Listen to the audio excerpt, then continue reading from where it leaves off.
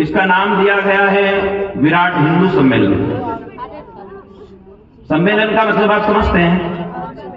एक जगह इकट्ठा विवाह सम्मेलन होते हैं जैसे, तो वहां जोड़ा जाता है, एकत्रित किया जाता है लोगों को। तो एक थोड़ी सी मेरे मन में ऐसा भाव आया कि हमें सम्मेलन करने की आवश्यकता पड़ रही है। थोड़ा सा कटाक्ष हमारे ऊपर ही, हिंदू को जोड़ना पड़ रहा है। हिंदुत्व की जागृति करने के लिए सबसे पहले हमें अपने घर से प्रारंभ करना चाहिए। अभी जो प्रोग्राम हो रहे हैं, आयोजन हो रहे हैं, आज देखेंगे क्षेत्र में अलग अलग जगह सभी लोगों के, पूरे नागदा में सभी जगह प्रोग्राम हो रहे हैं।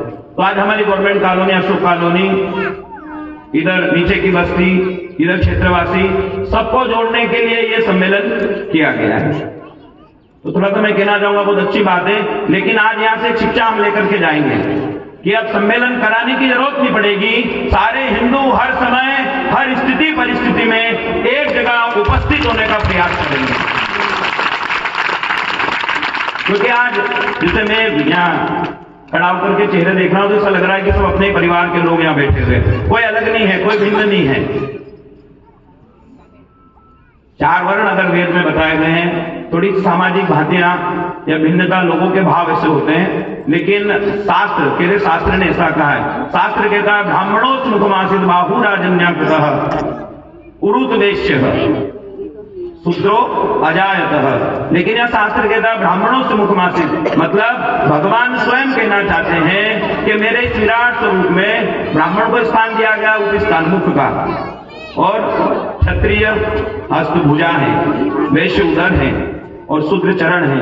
लेकिन वह शास्त्र स्पष्ट कह रहा है कि चारों वर्ण एक साथ सम्मिलित होकर के किसी काम को करेंगे तो ही काम में सफलता मिलने वाली। इस शरीर में देख लो आप, ये मुख अकेला कोई काम नहीं कर सकता है।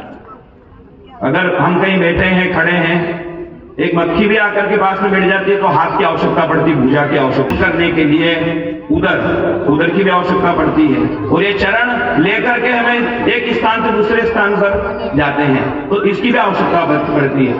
तो यहाँ पर वेद कह रहा है कि सामूहिक रूप से सब जुड़ करके, किसी प्रकार के भेदभाव को मिटा करके, दूर करके, प्रेममय वातावरण में कहां से शुरुआत करनी है। मगर मैं अभी मतलब हमारे हिंदुत्व में थोड़ा सा मतलब दुख होता है इस बात को देख करके कि परिवार में आपस के लोग घर में बात नहीं कर पाते।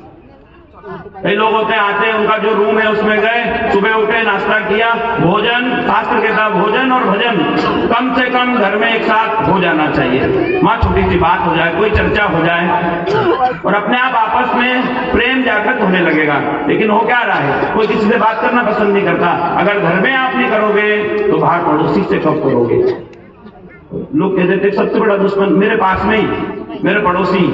अरे पड़ोसी ही आपकी मदद करने के लिए, जिस दिन आपके जीवन में कोई ऐसा संकट आ जाएगा तो आपके परिवार वाले हो सकता है दूर होंगे, रिश्तेदार दूर होंगे, आपके पास वाला, आपका क्षेत्र का व्यक्ति ही आपकी मदद करने के लिए तैयार है।